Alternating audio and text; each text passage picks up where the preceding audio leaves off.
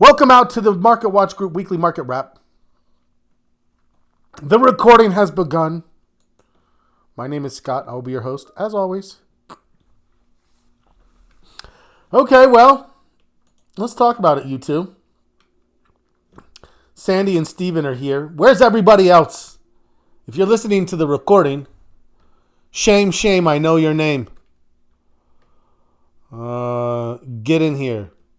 Can't just miss class. It's not class. It's meeting, though. You can't just miss meetings whenever you want. We'll talk about the three of us until some more show up. We'll talk about today's market analysis. We'll talk about our market posture. Did we see it right? What will happen this time? What does it mean to us, or what are we thinking about as we see what happens to our posture? I'm not going to be surprised if it's a little higher. What is our mindset for trades? Are we carrying anything over? It's looking a little overextended. We have to be careful about that. What's going on next week? A lot of data that's important to us coming out next week. We'll look at our watch list. We'll talk about Section 3 one more time in the trading plan, and then we'll go from there. Let me move this out of the way. Bing. My computer's on Friday mode. Okay. I have a fun quiz for today. Okay. Here I have a candle. It gapped up, went a little higher, went all the way back down here, and then is somewhere down here, right? Let's just suppose, okay? Let's just suppose that we don't need to suppose I need a drawing tool. I definitely need a drawing tool. Let me move this over so I can see. Where's my drawing tool? There it is. Epic pen. What's going on? There it is. Okay.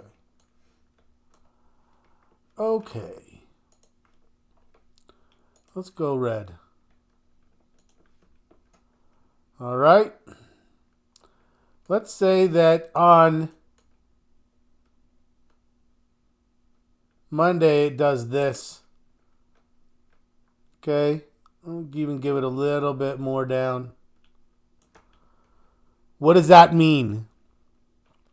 Gapped up a little bit, one candle here, and then gap back down. There's a few different names. You're welcome to guess at it. Anyone want to give it a try?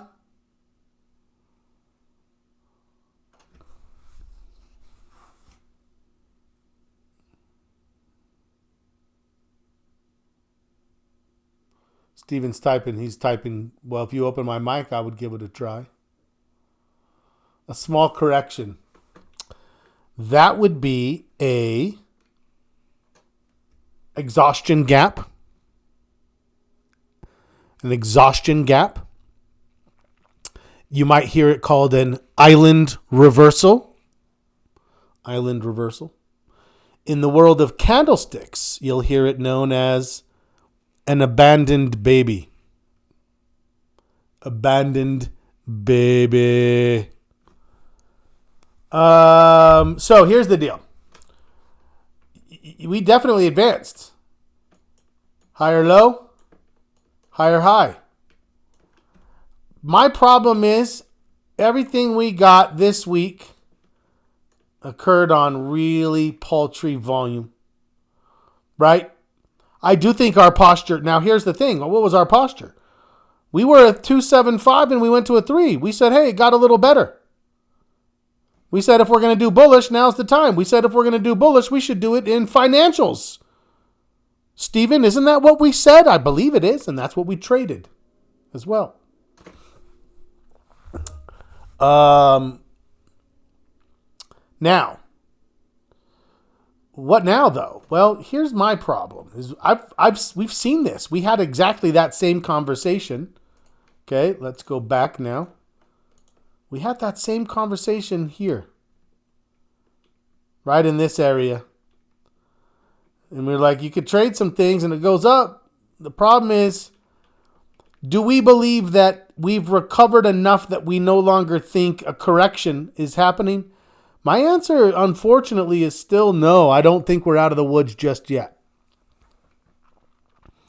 Now, I'm open if my posture tells me differently. But remember, we're expecting the posture to improve.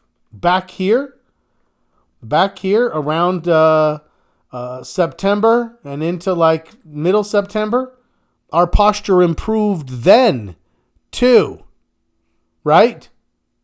It improved then. Now, here's the thing. What if we drop like this and start to turn? That happened right there. So I'll be bullish, but I got to tell you, this next one is the one where if it fails and just starts to do this, oh, we've got to be ready. Right? Right there. It looked better and it pulled back and then it turned and it started to go. Right here, everything looked pretty good. So if we have a pullback and it does something like that again, I'm very, very iffy now. From a cyclical standpoint, we do not have much by way of expectations. Some people are like, oh, the Fed may still do it. When? September? We don't rally in May based on September. There's a little bit of a like, oh, maybe they will, but we'll see. I feel like it could be short-lived. So imagine if it pulls back, starts to bounce, and then the inflationary data comes in hotter than expected next week. Right? Next week's data. Let's go take a quick peek at it. That would be bad. Here's where we are now. Let's just look at a couple of things. I'll come back. We're jumping around a little. We can do that when it's just us. You can see the markets are barely hanging on. The Russell's really, really starting to drop, down 0.77. Americans are souring on the economy. Look at these guys. They're burying their head in a flag. That's how you know they're American. I think they're celebrating sports, but I don't know. Maybe they're thinking about the economy in this picture. NASDAQ dropped negative. Russell real negative. Oil's down 1%. That's good to see, though. But gold's still up, so materials are still up a little. We're hoping that energy continues to fade. Fed officials mull if rates are high enough. See, now there's like, oh, well, maybe they're talking about they're not high enough, and maybe they are, and oh, we're all just so worried about the Fed. Oh, it's so frustrating. All right, we're just going to trade what we see here. We're going to trade what we see. But what we see here doesn't look great. The best thing here is the Dow. When the best is the Dow, we see that more defensive. And where's the money leaving? It's leaving small caps. That doesn't look like we're confident in the Fed, right? I am excited about a new Novavax soars over 100% on what? There's a new COVID/flu vaccine combo. I love combos. Give me a combo and I'm in. Right? I want a combo.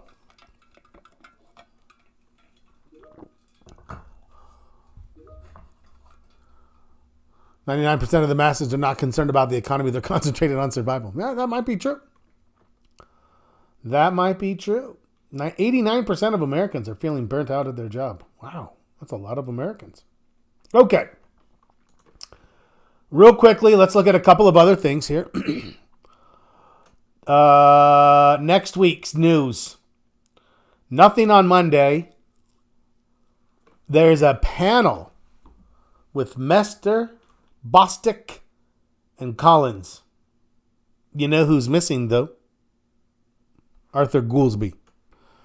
If you don't have a panel with Arthur Goolsbee, you don't have a panel at all. If you ask me. So, Okay. Wednesday. No, this is wrong. Sorry. That's not what we have next week. I'm like, where's that?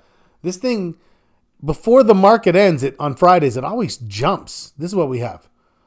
We have Jefferson and Mester on a panel.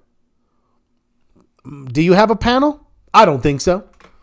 Tuesday, we have PPI. That's the data. 14th and 15th. PPI on Tuesday, CPI on Wednesday, a little bit extra on Wednesday. It looks like a lot, but not really much on Thursday. So 14th, 15th.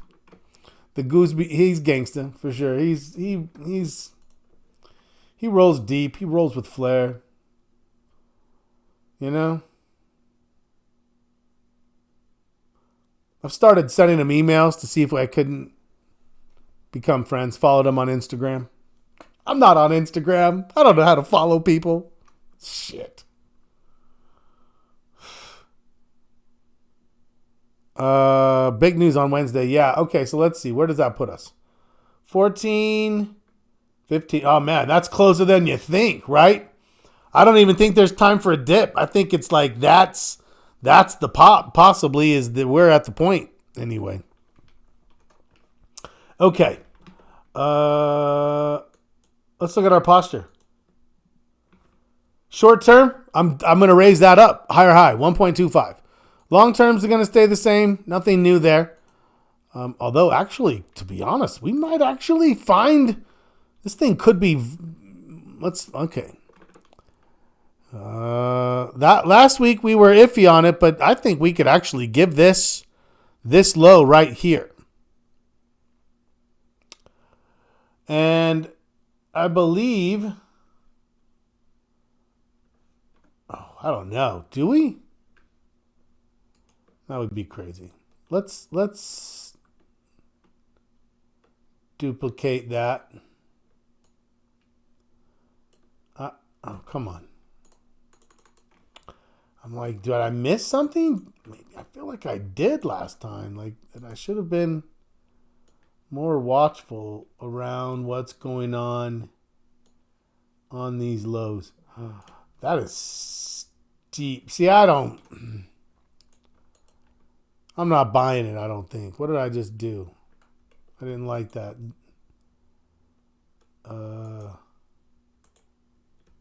Redo that.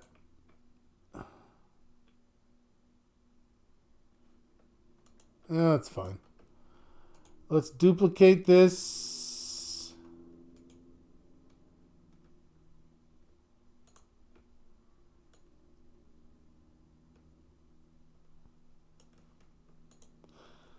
Do we think that's the new trend?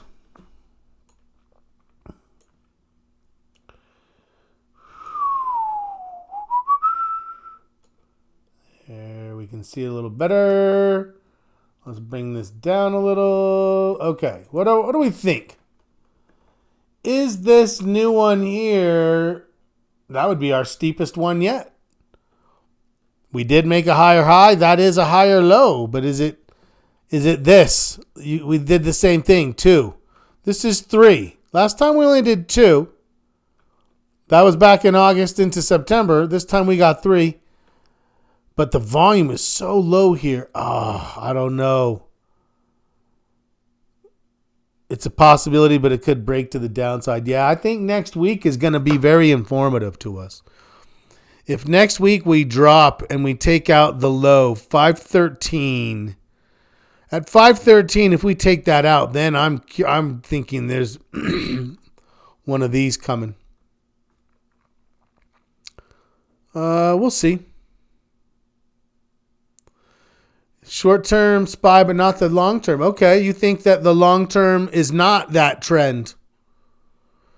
I mean, we did get a bounce. Bounce is a bounce. Right? We have a low.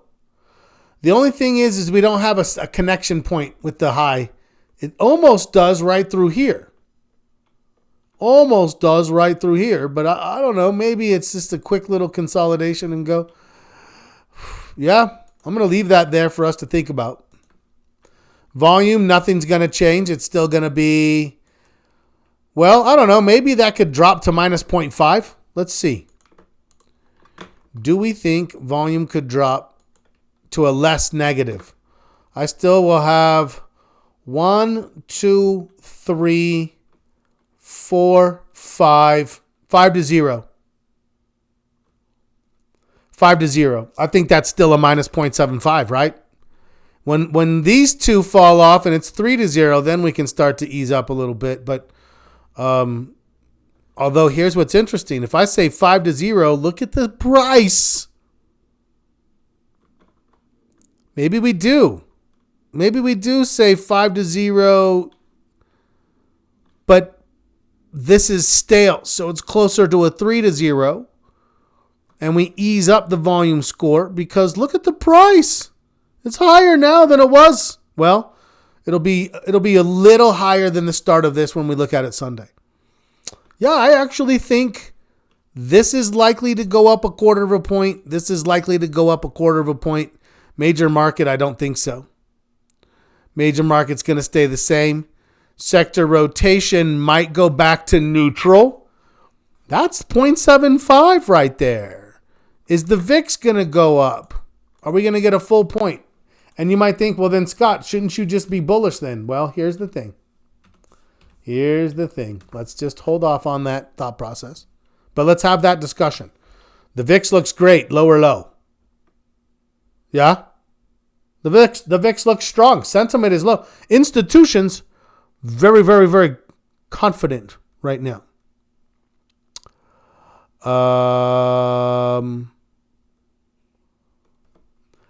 We would have 3 weeks of no buyers, even though the volume price is different. How would you discern which is more important? I mean, that's the hard thing about it, right? We never. Here's the thing that I would say is the buyers never had to do that much because it never dropped below 2.75.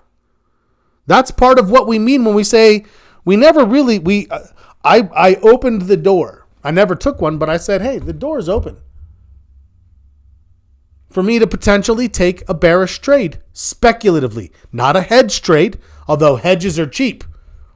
Hedges are very cheap right now. So if you're carrying in bullish trades over the weekend, you might think to yourself, I should probably pick up a little bit of a hedge right now with the VIX down there at 12. The new calendar spread trade is because the VIX is low. I added a second calendar spread.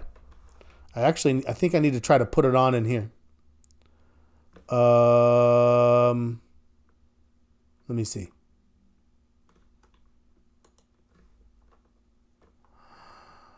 $24. Yeah, let's see. Confirm and send. Edit. Can we get 104? We'll let that sit. I might have said 103 and it was there, but it looks like it's moved a little bit. So if you're in the calendar from last week, here's what I'll point out to you. This is where we are right now. This has gone slightly underwater. It's out here, slightly underwater. We got 104. So now what? Oh, now you can see, bring. We went from 522. Here. I believe it'll pull back next week. Now, if you think it's going to pull all the way back to 512, this is going to be just fine. Right? But if it only pulls back here to 517, 518, this is going to be a little stressful. You get 1, 2, 3. Now it's Monday. If it's where it is or even a little higher, you're underwater and you're in kind of a bad spot. If it pulls back to 510, you're okay. But here's the thing, right? Here's the thing. Nope. Now let's go back to today and let's add these 522s.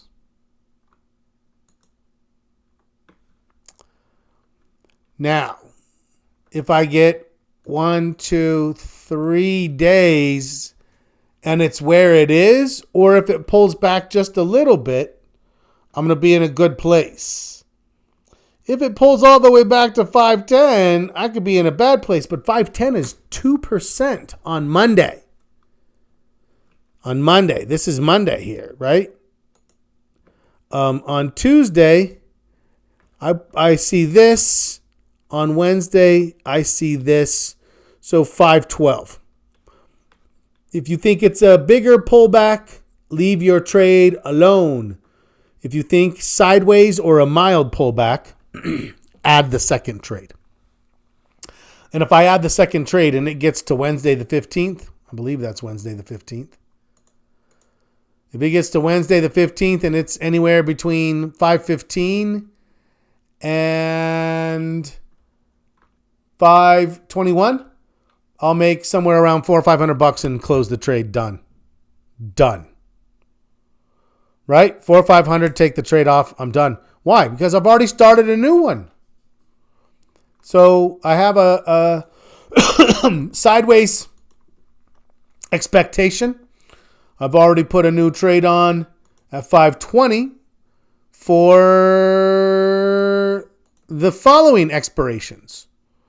And I'll sit on this one. And if this one just sits where it is, great. If it moves up or down, I'll make an adjustment and so on and so forth. So yeah, with an expectation of a sideways summer market, which I have, and the market kind of lulling, this is what I'm looking for. You're right that it can definitely depend on the news. And I think Wednesday more than Tuesday, which is why if I'm in the spot I think I'll be in Wednesday, I'll shut the whole trade down.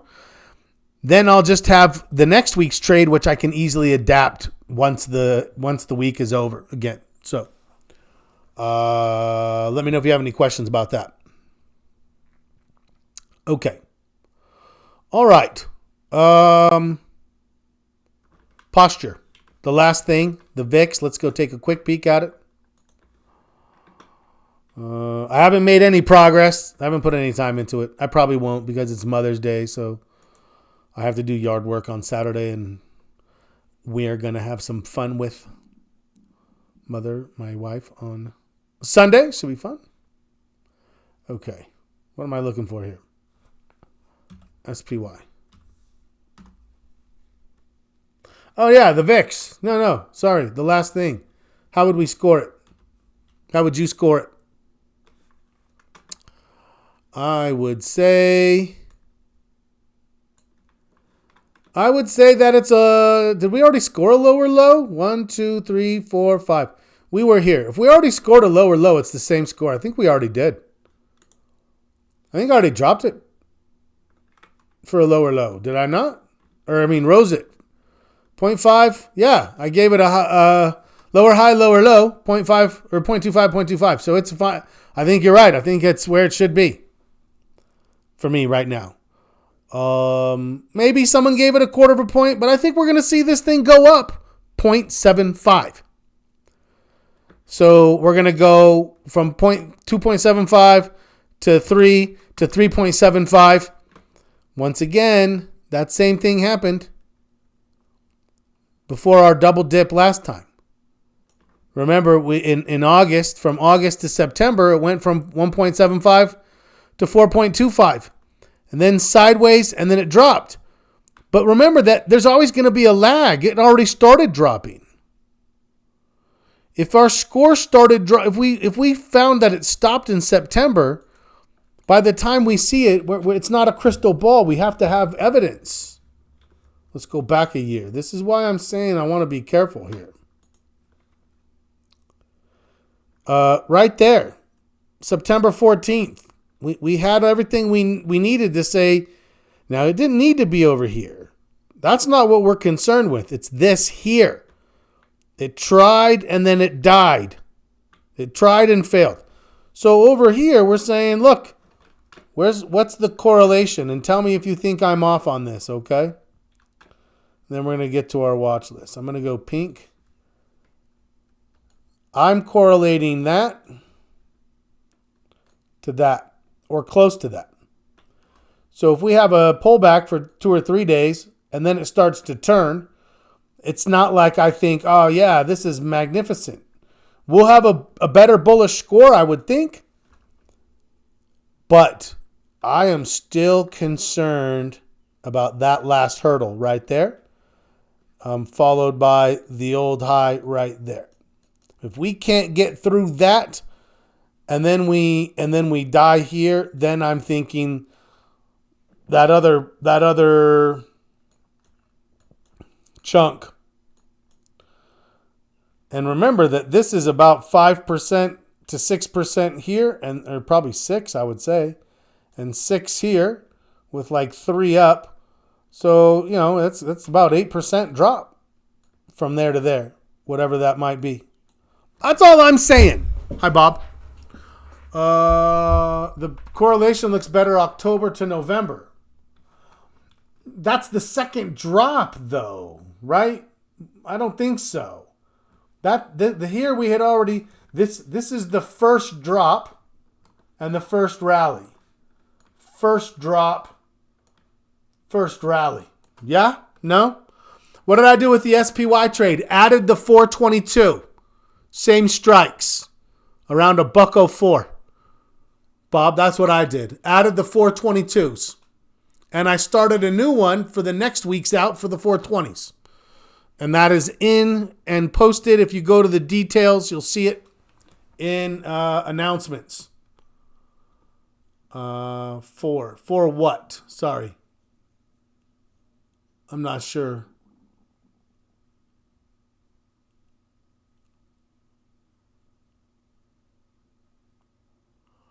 We're in May 5. Are you talking expirations? I'm not sure. I put it in there. We were 1724s, and I went to 2431 for the next one. So that should be in there. All right. Okay. Now what? Let's get to the watch list. Yeah, I feel like we're in a pretty good place, and I feel like the posture will increase. And I'm glad I have a few bullish trades on. And if it pulls back and turns, I'll put a few more on. But I don't think I'm going to go very aggressive bullishly on the next bounce. And I'll be pretty quick to tighten. And I'll be pretty quick to slap on some hedges and or speculative trades. That's where I see us right now. Even though I know it's going to pop back up. Last time it popped back up to 4.25 and then it fell apart. So 3.75 isn't all that awesome yet for me. Give me your thoughts. Watch list. Let's get to the watch list. What are the extra rows? Those are my momentum experiments. I don't have much to report on it yet. I'm just playing with this week versus 1 week ago, 3 weeks ago, 5 weeks ago, averaging those. Do I add them? Do I subtract them? How can I have an automated momentum story to help illuminate a specific condition in the market that might not illuminate otherwise? So that's what I'm looking for. You're welcome to your spreadsheet guy. Play with it. I'm looking at momentum relative to itself. That's what technical indicators do, right? That's what stochastics does with price and things like that. Have some fun with it. Challenge yourself. It's an intellectual challenge. The gauntlet has been thrown down. Am I using an oscillator? No, I'm not really playing with it that far yet. I'm really just looking observationally at patterns in the numbers before I start trying to plot it. You'll probably pass me by as far as that goes. But would love to hear your results. Okay, let's get to the... So one of the things you do as a chartered market technician, CMT, after you take the third level, you have to write a paper on how you would change an existing indicator or create your own new indicator. And it's funny because I ended up dropping out of the program. I found that it was actually the books I was reading was throwing me off, and less was more, in my opinion. But I actually did build a few technical indicators back in the day, played around with them a little bit. It was kind of fun. Nothing that actually worked that well, obviously, or I'd still be using it. Okay, Here we go. Apple. Still kind of waiting to see how that's going to sort itself out. This is a new one. I put a pot stock on here. Like, oh, look at this. Pot stock's looking a little bit momentum-y.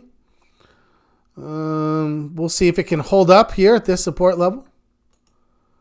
Were we together when I did that? I can't remember. Someone gave it to me at some point in some discussion. AIG looks strong. Financials are strong, but it looks overbought. What are we going to do? We're going to wait for a consolidation. I would expect anywhere from maybe 78 down to 76, which is about where the 50 would meet up with it. That's my zone where and if it gets in there, that's a great looking trade for us. AMD looks like it could be rolling over. And if someone said, you know what? I'm going to buy a put. I'm going to use a negative Heiken Ashi, and I'm going to buy a put. It hasn't turned yet, so I don't know. Maybe not. Maybe it's early. Maybe I'd say be cautious getting bearish. We have this weird propensity. I've noticed it in myself, in my journey, and people I talk with. We have this weird propensity to be like, oh, it's going to drop. It's going to fall. This thing's just going to crash. We got to be ready. And then it just sort of doesn't.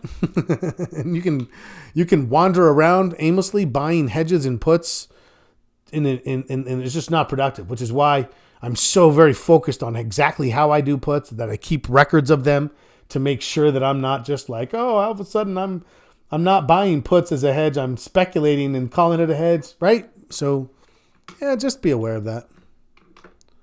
Be aware of that. Okay. Let me get back out of this. Amazon. Amazon's strong, higher high. It's a leader in consumer discretionary. If it pulls back and makes a higher low, bounces off the 50, great. Let's have a go. I'm in. AXP looks good. I'm going to keep it. That was one that we had on our short list, and I didn't put an alert out on it. I was thinking about it. That was the one I was going to do, but I can't remember what happened with that. Friday, Thursday, yeah, it would have been Monday. Huh. Yeah. Still getting in the sync of those. That's not like my normal rhythm, but I feel like I'm getting better with it. It'll continue to improve. Boeing, nothing there. Looks like it's going to bounce down off that 50. Bank of America, okay. Citi, okay. AXP is the best by far. But they moved. Caterpillar, all of a sudden making a new push above the 50-day moving average. Chipotle, that split is about to show up. I think next week we'll start to see it. What a trend, though, huh? This thing is up 65% since Halloween, basically. People are really started eating a lot of burritos since Halloween of last year. C&M, a little overextended, but I do like how it looks. Capital One, ooh, did it have a false start or is it just getting ready? I'm thinking about it. But it is kind of sitting at this level for 1, 2, 3, 4, 5, 6. I don't know. Now I'm thinking less. But you can see it could go sideways, sideways, sideways, sideways, sideways. And then boom. What happens here? Is there a little up down for us? Let's keep an eye on it. Capital One, or not Capital One, ConocoPhillips underwater. Costco, I think, is in a cup. I think it's likely to find some resistance. And I think we should have time for a trade if it pulls back and gives us a new support level before earnings come. I'm definitely looking for something to come out of that. Corebridge Financial is a new financial we added. Made a new higher high. Earnings came out. Gave it a little extra boost. Now it's starting to pull back. Okay. Yeah, we got something developing for us here. Doesn't have enormous volume, but it's about 4 million. So I think we should have some decent volume or some decent options, and this looks great. That's a new one. I'm glad we have it. Delta. I would think about Delta on a pullback, but it hasn't pulled back. GBTC, Bitcoin, still consolidating. GE. That's what I was waiting for. I'm looking for this thing anywhere between the 50 and 158. Anywhere between the 50 and 158. Okay. Gold. Gold is moving, but iffy. It's a bit iffy. Google. Hitting some resistance, rolling over. But I like Google, and I would trade Google. Where? I don't want it to come all the way to this. That's about it. When this comes up, I'd say 160. Pull back to 160. I'm thinking about it. I'm probably putting it on IWM. Small caps are fading today, but we'll see. They're holding up. Meta, trying to gasp for some breath above the 50. Another marijuana stock. I don't like that one as much. I'll keep one on. I'll keep ACB. I've traded that before. Micron. Okay, not bad. Netflix. Not bad.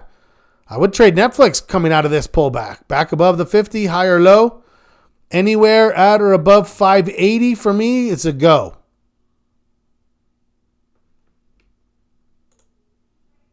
Nvidia.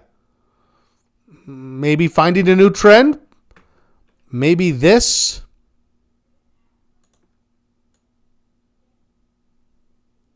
Comes down here. And we start thinking along these lines after a pullback. You do have earnings, though, so I don't know if we'll have time for that.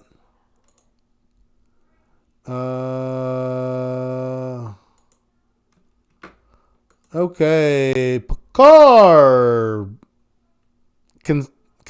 Oh, nope. There it is. Picard's looking a little heavy. Right? Like, oh, man.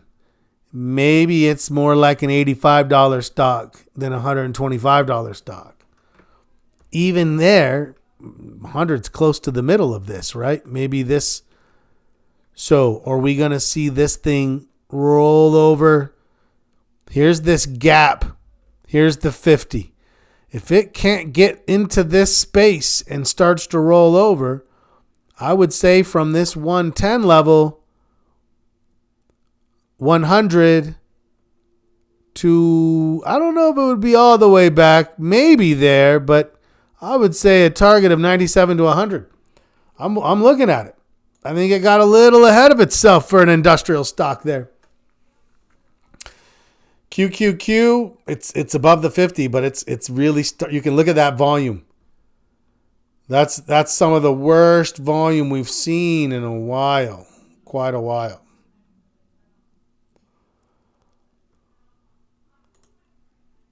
RTX made a new high. Looks like there's some momentum there. SPY. Just a nice little evening star potentially.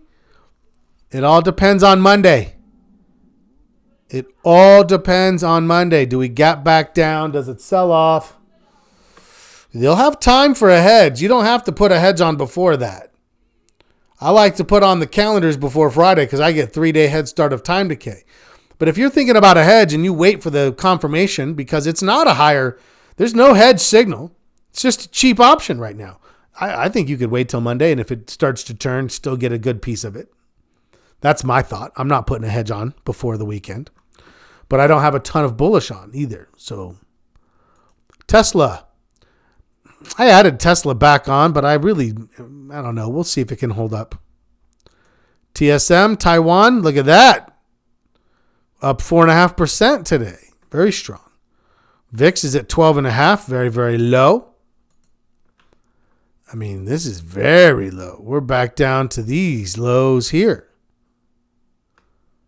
We're below this low. We're down here. Very strong. VRT. It's bullish. It's at resistance, starting to pull back. That's a maybe. Maybe on a pullback. Walmart or Waste Management, kind of sideways. Same with Walmart. I like Costco better than Walmart, but I'll keep watching this one. Basic Materials has kind of surged a little, and I don't love that. That's not great. Communication Services. It's above the 50, sputtering a little, but okay. Energy. I still look, one more drop would be fantastic. Oil, energy ETF back below 90. Oil dropping back down really would ease some pricing pressures going into the summer. Financials, strength. I'm looking for more strength there. Industrials, other than Picard, I'm looking for more strength there. Caterpillar's one of them. Technology's okay.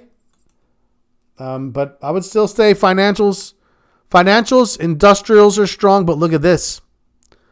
We've already been concerned about utilities showing a surge and being defensive because of it. Look at your consumer staples, right? I don't know. This is such an interesting market right now, but there's a lot of things that have me unconvinced. XLV and thinking sideways is a pretty okay way for us to go, keeping risk a little down. I don't love healthcare. It's not doing much. Consumer discretionary. I like it if Amazon can hold up. If Amazon can hold up and bounce, it could lead this thing back into prominence. That's what I'm going to be looking for. Okay, what are your thoughts? Yeah, we're on the same page. Look at NLY 2 weeks ago. NLY, and then we'll talk real quickly about trouble reading the alerts. Sorry, let me see if I can't clarify that for you. So this is a debit because you'll notice it's the cost at trigger is 60 cents. So debit trade. So that's I should put more clarity into that, but it's a debit. Otherwise, I would say what's your credit, and then you would know it's a credit trade. But I will add a category to make sure that that's even more clear. That's my fault. I like the feedback. So you can see here that this is a calendar spread. I should put a debit calendar spread. That's your dates. That's your strike price. And that is your cost. So I hope that makes more sense. NLY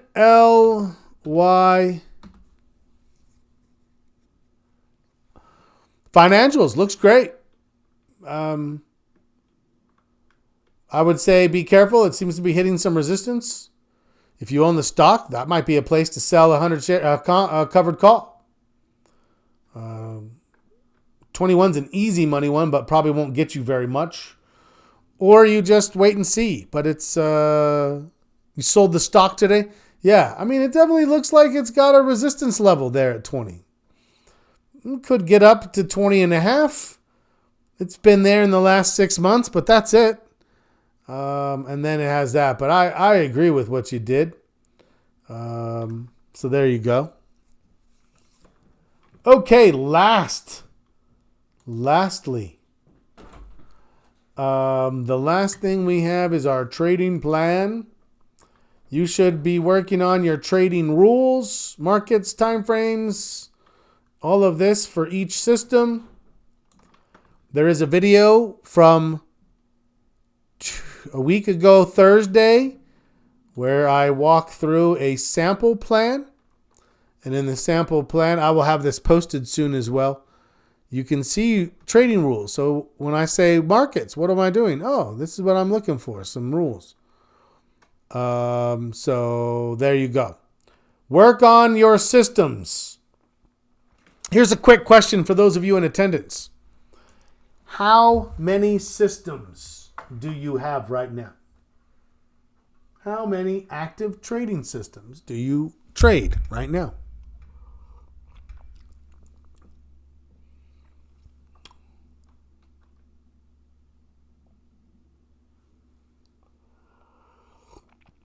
Four. Okay. 4. And you've got four